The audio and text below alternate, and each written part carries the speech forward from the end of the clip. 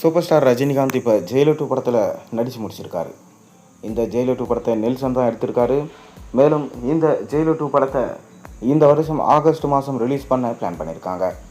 அதனால் விறுவிறுன்னு இந்த படத்துடைய டப்பிங் வேலைகள்லாம் ஸ்டார்ட் பண்ணிட்டாங்க. சூப்பர் ஸ்டாரும் தன்னுடைய டப்பிங் போர்ஷன்ஸை ஸ்டார்ட் பண்ணிட்டாராம். தொடர்ந்து படத்தோட போஸ்ட் ப்ரொடக்ஷன்ஸ் வேலைகள் கூடிய விரைவிலே முடிவடைந்துடும் என தகவல் வெளியாயிருக்கு.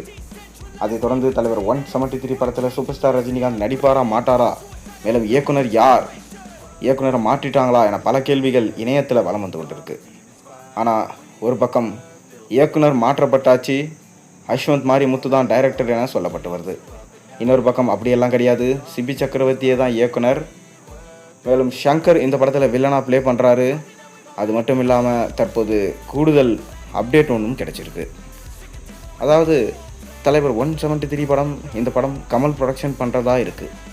மேலும் இந்த படத்திற்கான கதை தேர்வை பல வருஷமாக ஈடுபட்டுட்டு வராங்க. அதாவது சுந்தர்சியை ஆரம்பத்தில் இந்த படத்துடைய இயக்குனராக தேர்வு செஞ்சாங்க. கடைசியில் கதை பிடிக்காமல் சுந்தர்சி இந்த படத்திலிருந்து வெளியேற்றிட்டாங்க. அதைத் தொடர்ந்து பல இயக்குநர்களின் பெயர்கள் அடிபட்டாலும் கடைசியில் சிபி சக்கரவர்த்தியை தேர்வு செஞ்சார் சூப்பர் ஸ்டார் ரஜினிகாந்த்.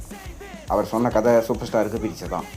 ஆனால் அதை முழுமையாக டெவலப் பண்ணி வந்து சூப்பர் ஸ்டார்கிட்ட சொன்னபோது சூப்பர் ஸ்டாரில் அதில் சில முக்கியமான சீன்ஸை மாற்ற சொல்லி கோரிக்கை வச்சாராம்.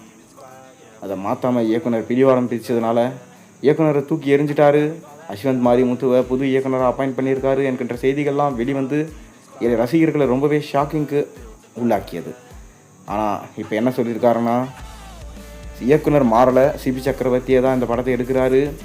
மேலும் இந்த படம் வின்டேஜ் ஸ்டைலில் இருக்க போது, அது மட்டும் இல்லாமல் இந்த படத்தில் முக்கியமான வேடத்தில் பெசில் ஜோசப், அதாவது ரஜினிகாந்துடைய மகனாக இந்த படத்தில் நடிக்கிறாரு என்கின்ற செய்தி தற்போது வெளியாயிருக்கு. அது மட்டும் இல்லாமல் பிரியங்கா மோகனும் இந்த படத்தில் நடிக்கிறாங்களாம். ஆனால் ரஜினிக்கு ஜோடி கிடையாது. இந்த படத்தில் அவங்க ரஜினிகாந்தோட மகளாக வர அதிக வாய்ப்பு இருப்பதாக சொல்லப்படுகிறது. மேலும் இந்த படம் வின்டேஜ் ஸ்டைலில் சூப்பர் ஸ்டார் ரஜினிகாந்தோட ஃபேன்ஸுக்காக கமர்ஷியல் எலமெண்ட்ஸோடு கலந்த ஒரு பக்கா என்டர்டெய்னர் படமாக எடுத்துகிட்டு போகிறாங்க. இந்த படம் அடுத்த வருஷம் பொங்கலுக்கு ரிலீஸ் ஆகும் என ஆரம்பத்திலே சொல்லிட்டாங்க. அதனால் மே மாதம் இந்த படத்தோட ஷூட்டிங் ஸ்டார்ட் பண்ணலாம்னு சொல்லிட்டு எதிர்பார்க்கப்படுகிறது.